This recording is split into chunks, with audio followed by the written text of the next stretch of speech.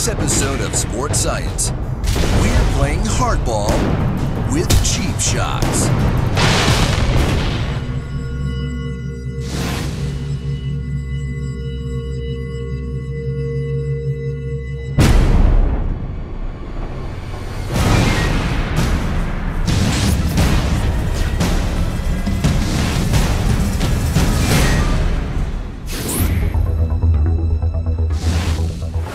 It's time to prove the power of the beanball. It's definitely cheap. It's definitely dirty. We're going to try to figure out the degree of damage that can be caused when an errant pitch is heading straight for your head. To measure the impact of a beanball, we pit two machines against each other. On the mound, a Jugs pitching cannon, 60 feet 6 inches away in the batter's box. Our steel and cast aluminum designated hit T, Crash.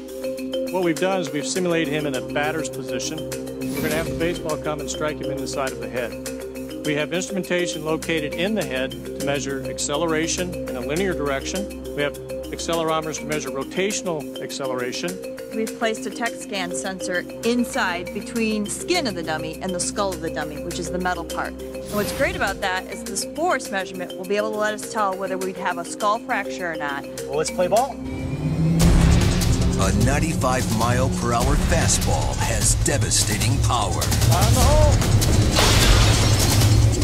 It arrives in 4/10 of a second. Faster than the blink of an eye. Here we go. But how much force does it generate? Let's find out. Bring in the heat. Batter up. Oh!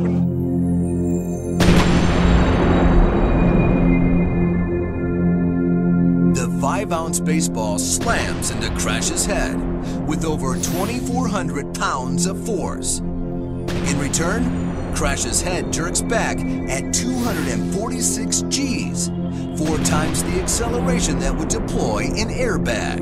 Still, the ball bounced off Crash without leaving a scratch. He's made of steel and vinyl, and we want to see what a beanball will do to flesh and bone. So, we brought a coconut to the plate. It takes a similar amount of pressure, 1,200 pounds, to crush both a coconut and parts of the cranium. What will a little high heat do to this coconut?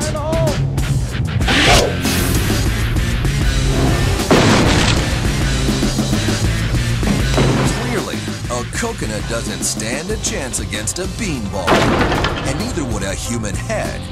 It's why, in 1956, Major League Baseball ruled that all batters must wear helmets. But can a 1-inch thick helmet really alleviate the force of a beanball? And if so, how much does it help? To find out, we give Crash another at-bat, with a helmet this time. Bring in the heat. Oh, we got it. Right here. Gee, you think you can tell where it hit? You can see the seams of the ball. Our Phantom high-speed camera captures surprising footage of the helmet at work. You can see the stress around here where it actually kind of yielded the plastic. You can see where it's white. It's discolored. Yeah, it's discolored. Surprisingly, the ball doesn't immediately tear him off the helmet. Instead, the helmet actually appears to swallow the ball as it undergoes a process called elastic deformation. Unable to repel the ball's impact on its own, the helmet sends the ball's 2,400 pounds of force radiating out through its surface area. It's the helmet's way of trying to regain its equilibrium. After a split second of absorbing the pitch, the helmet actually collides against the side of the head. And when the ball finally makes contact with the skull, it immediately ricochets away. The helmet definitely protected his head, but I'm sure we still got some impressive We definitely data. got some good data to take a look at. Yeah, let's go Take a look at it. Take a look at it. Here's the inside look at a beanball.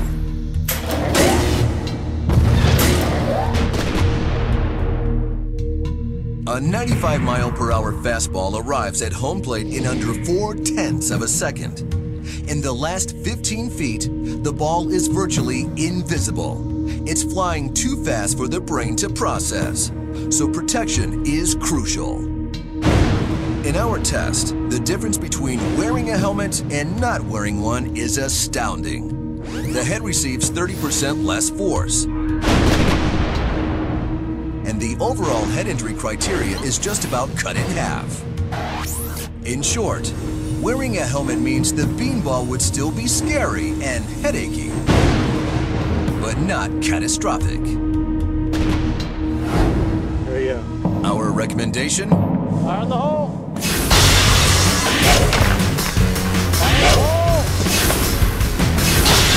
Here we go. Wear a batting helmet. Otherwise, your fate could be in the pitcher's hands.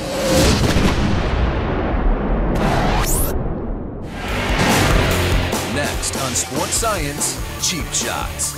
It's banned in football. Do not ever try this at all. We'll take you under the helmet and deep inside the most dangerous hit in football when Sports Science returns.